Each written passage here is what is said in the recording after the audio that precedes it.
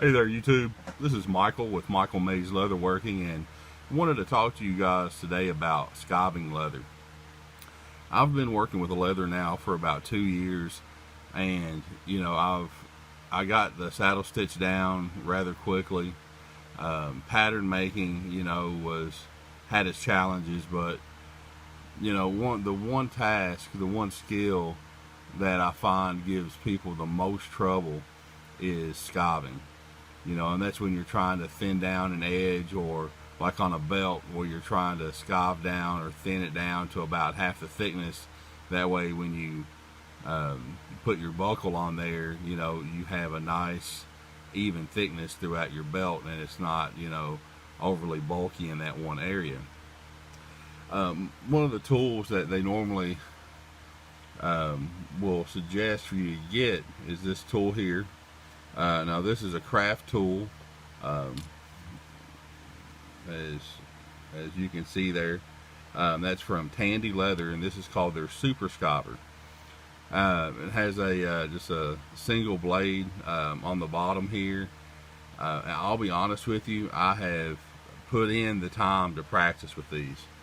The way they say to do it is, you take your piece of leather, you take this, put it towards the edge of your work surface, and then you pull down towards you, trying to keep the blade at an even angle, coming all the way down.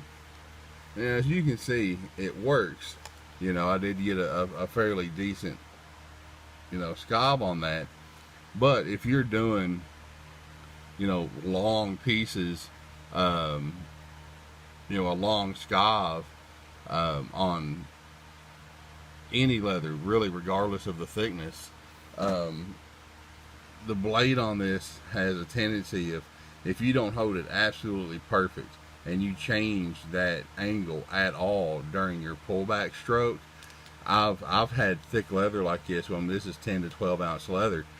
I've actually cut all the way down through the bottom, and left big gaps, and you take chunks out of the leather like this right here, which just ruins your project. So somebody told me, they said, well, if that one is giving you issues, then you should use this. And this is even the beveler that Ian Atkinson of Leotis Leather, you see him use this in his videos. But again, this is a tool that I have put hours of practice into trying to learn how to use. And on thick leather, I'd say 4 to 7 ounce. If you're doing like strap ends, or small little pieces, I've gotten to work okay. But getting nice long pulls of leather off of it that are nice and even all the way through have been very difficult. And like I said, I have sat down and I've put in hours and hours of practice trying to learn the skill with these tools, and it's been very hard. It's been very aggravating. And on a lot of your finer leather projects, like if you're wanting to do higher end bags, if you're wanting to do wallets really of any kind, that are going to have credit card pockets or ID pockets, you're going to need to be able to skive that leather down. And normally you're looking at 4 ounce leather or under for wallets, and that's thin leather. And with these tools here, I have not been able to successfully skive that down enough to where I've been proud of the results. Now I've been watching some other people on YouTube, and one thing that I noticed out of people who were getting just great skives is that they were not using either one of these two tools here. Okay, everybody who is getting great looking skives on their work, that look clean and looks like they're doing it fairly quickly and efficiently, are using a skiving knife like this one right here. Now this may look expensive, I assure you it is not. I got this piece off of Amazon and I paid $9.99 for it. Now I'm a Prime member, so I didn't have to pay anything for shipping. So I got the free 2-day Prime shipping, but I paid $9.99. And this is sold as the wooden handle stainless steel leather craft cutting knife craft tool home skiving tool. It's sold by Wear Way, and I'll actually put a link to the item on Amazon down in the description. Now I don't get anything from you clicking on it or buying it. I'm not sponsored by them in any way, but once you see the results that I got from this, I think you'll be rather impressed, and maybe want to try one of these yourselves.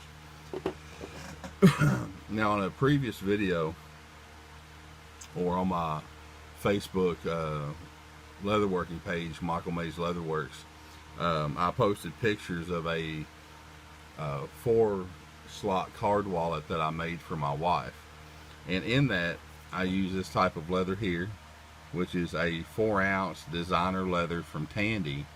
It's chrome tan, but as you can see, it's not a very thick leather at all. It's 4 ounce. Now, I tried skiving this with the super skiver and the safety beveler or safety skiver that I've just showed you, and I could not get a nice consistent edge on it, which really upset me. Now, this knife straight out of the box was razor sharp. I did go ahead and strop it on my leather strop using a little bit of jeweler's rouge, which is this here. You can find that anywhere, but I stropped it maybe 10 times going with the bevel here, and then on the back side, because it's only beveled on this side here, so I held it flat just to help polish that back side.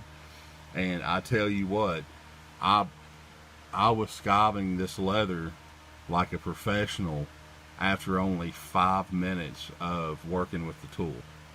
And and all truth be known, I've practiced with these other tools for hours.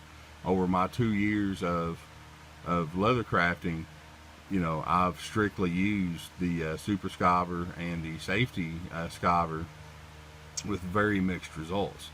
But if you look at this 4-ounce piece of leather, now I want you to look at the skive that's on that. That's with me using this knife only after 5 minutes practicing on some scrap, and I can now pull off a skive like that consistently with no problems whatsoever. Like I said, and this is 4-ounce leather, not very thick at all. So again, on the thicker leather that I showed you previously, with the super skiver, this is 10 to 12 ounce, and I was seeing what I could do on it. And again, I've got that going down almost to a feather edge, and I have no chips or chunks taken out of the edge anywhere. If I was stacking something on top of this to sew it, I could get a nice seamless edge, no problems whatsoever. What I'm going to do is I'm going to try to zoom in here a bit. I'm going to see if I can get a shot of how the knife is used, so hopefully you can get a better idea of the quality of item this is and how well you can work with it. Now, of course, if you were doing this for an item, you'd take your wing dividers or something. I've got a set here already set, but you would come in, you would find the area that you want to skive.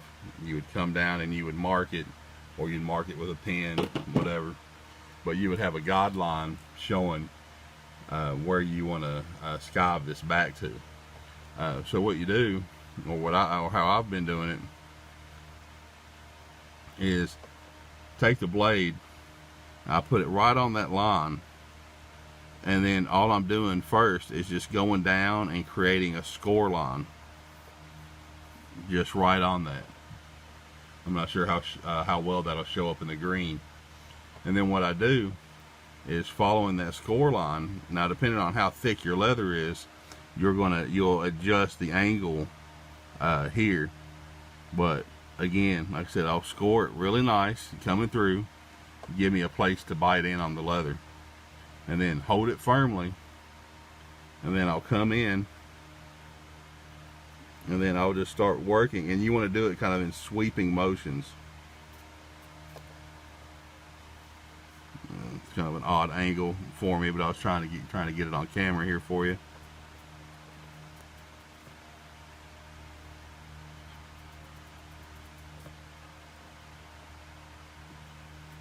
So as you can see, I'm just taking my time, following that line, holding it at kind of a shallow angle, since this is only 4-ounce leather. Well, you can already see, I mean, look at that. I mean, that's taking that right down to the edge beautifully. And of course, when you do any type of skiving, you're always going to get the little fuzzies at the end. You know, we can always go and clean that up with a ruler. But just like that,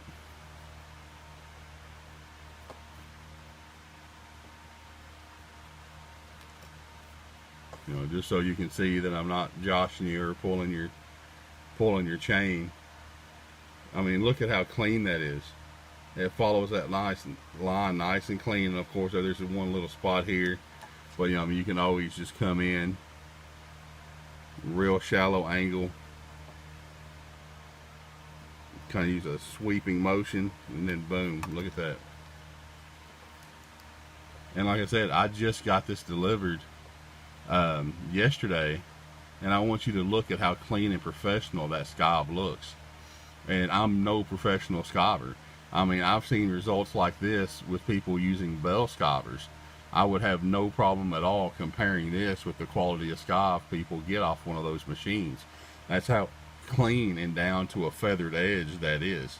You know, I mean, that is, I mean, it's remarkably clean. You know, I'm very impressed with the quality of this. And you know, at only $10, I'll be honest with you, I wasn't sure if I was going to get garbage or what I was going to get. But you know, it's the same style that you see with the other Japanese style skiving knives, and I tell you what, I am sold on it. I honestly will probably put these other two skivers in a box, or I'll sell them online to somebody who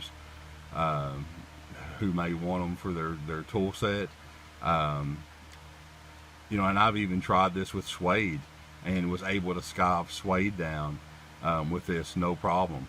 Like I said, razor sharp out of the box. I did strop it a few times just to get a nice polish on the blade.